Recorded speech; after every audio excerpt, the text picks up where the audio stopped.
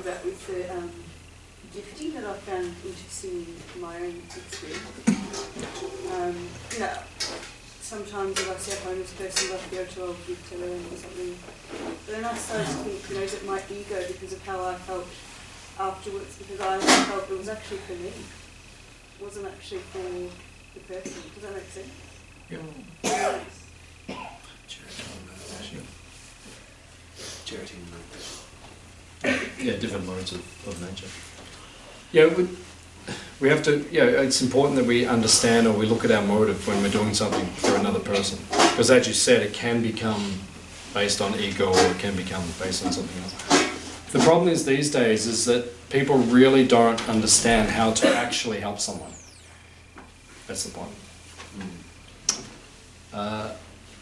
The Hare Krishna movement, we're famous for feeding people. But we don't just feed people. Some organizations, they just feed people. But then Prabhupada, the founder of our movement, he would say the next day they're hungry again. So he didn't actually solve the problem. Yeah, of course we should feed people, because if people are hungry, they need to be fed. But that's not the end all be all. So sometimes people don't understand how to really help people. And it's interesting, I found out 6 months ago, I've been a Hare Krishna for a long time, but I found out 6 months ago, does anyone know who the biggest world charity organization in terms of feeding people is on the planet? Salvation Army. Yeah. Any other? UNICEF. Very good. Any other?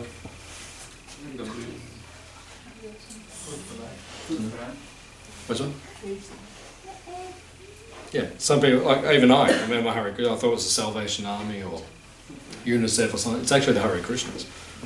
I only found out myself 6 months ago. Every day we feed 1.2 million people.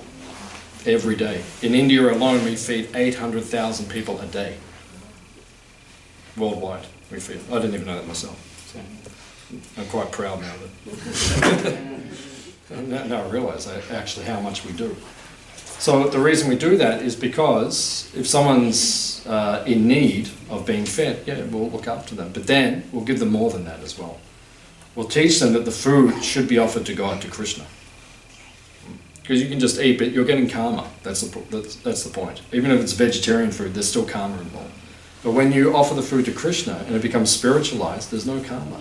So we're teaching people higher things, more deeper things about life.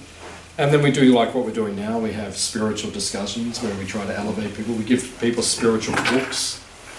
So we give people spiritual teachings as well. Not just altruistic or materialistic. So the problem is these days people don't actually know how to look after people. Years ago, the governments of the world formed the United Nations to solve all the problems of the world. But you see each year it's getting more problematic. And since they started the United Nations, more flags are being added. So we're not actually uniting everything. It's becoming more divided as time goes by. People are seeing things more, and the problems are just escalating. Whereas, if they were listening to persons like us who actually have spiritual vision of how humanity can be organized and can be looked after properly, there doesn't have to be any hunger or anything in the world. We can solve all the problems instantaneously, basically. 1 in 8 people go to bed every night on this planet hungry. Right? That's simply mismanagement. That's all that is. That's gross mismanagement. Every government in the world should be fired, right, as of today, because that's just great. If you can't organize, Donald Trump and all them, they were talking, we're doing this. Man, if you can't even feed all the hungry people, that's the first responsibility of any government. Get everyone fed. There's one. If Africa is in such a neglected state that so many people are starving and in famines, it's just gross neglect. And it's not hard to organise. It really is not hard to organise. So as you said, you're looking after people. You really have to know how to look after people. That's the point. And that's the problem. That, so many people in the world have got good intentions, but they really don't know what to do. And some people really don't know what to do. They think they're helping people, they're actually taking it worse. It's like, what do they call it? The RSPCA. So what's that called? What does that stand for? Royal Society Protection Against Animals. Royal Society for Protection of Cruelty Against Animals, right? RSPCA. We all know the RSPCA, right? So they think they're doing a good thing, right? But recently they're doing a fundraiser, so they set up a barbecue outside of Bunnings. Ah, super intelligent. RSPCA, Royal Society for Protection Against Cruelty Against Animals. Oh, we're going to save all the cats and all the dogs, and to raise money, we're going to give you cows. There's no sense to that, right? Here, have a karma burger. You know, go and eat this dead animal. You know, get all the karma because you're responsible for killing that animal.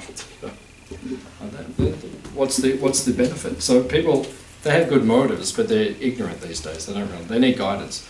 And the real problem with the earth these days is that people don't have gurus. You know, this word is well known now, guru. Guru means a spiritual teacher. Right? Just like these days when you meet someone, right? You meet someone and say, what's your name? What do you do? You know, and then sometimes I meet people and I say, what football team do you barrack for? Like as if that defines me.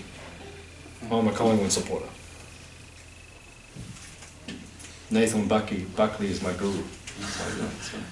But people, they get all these demarcations, all these, they align themselves with certain causes or certain things.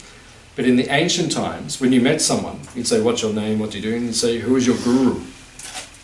That was the main point. That was the main thing. So that's all, in the Hare Krishna movement, that's what we do. When we meet someone from around the world, like a Hare Krishna comes from England or something, so what's your name, where you're from, who's your guru?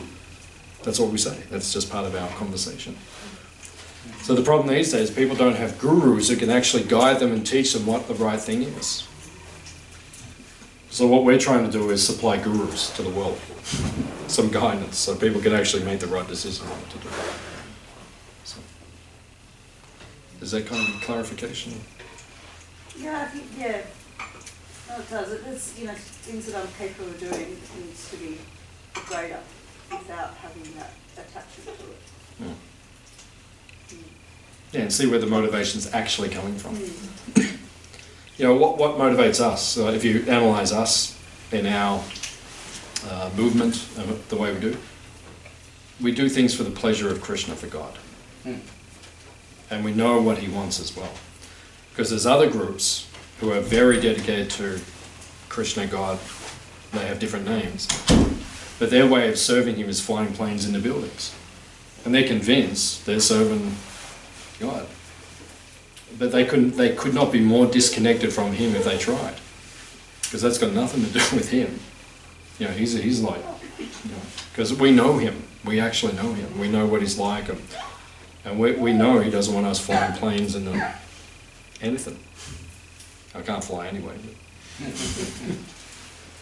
But we know what he wants. We know how to spread his teachings. It's through peace, it's through compassion, it's through love. And that's what we do.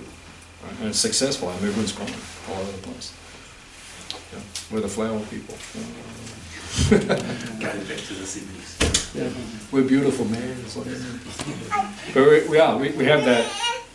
Like I was on a plane a few years ago. I got on a plane and then I was dressed as my Hare Krishna, I was in my robes and everything.